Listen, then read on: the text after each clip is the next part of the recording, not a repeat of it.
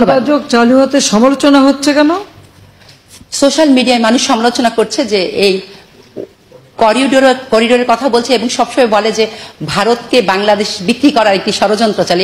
এই দেশের মানুষের যারা সবসময় অপপ্রচার চালায় তাদের একটি মুখরোচক গল্প, সেই গল্পের আমরা পরিষ্কারভাবে। আমার একটা প্রশ্ন আছে যে বিক্রিটা তাহলে ওজনটা কিসে মাপছে?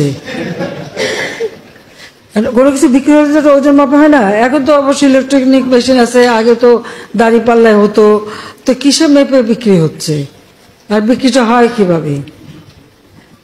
বাংলাদেশ স্বাধীন দেশ, মুক্তিযুদ্ধ করে আমরা স্বাধীনতা অর্জন করেছি এবং যারা সমালোচনা করে তাদের জানা উচিত সারা পৃথিবীতে একটি মাত্র মিত্র শক্তি যারা মুক্তিযুদ্ধের সময় আমাদের মুক্তিযোদ্ধাদের সাথে কাঁধে কাঁধ মিলিয়ে নিজেদের রক্ত ঢেলে দিয়ে এই দেশ স্বাধীন করে দিয়েছে। আমাদের সমস্ত মুক্তিযোদ্ধারা সেখানে ট্রেনিং পেয়েছে।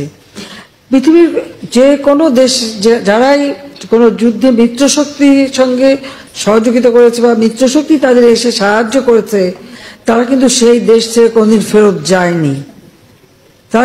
যায়নি।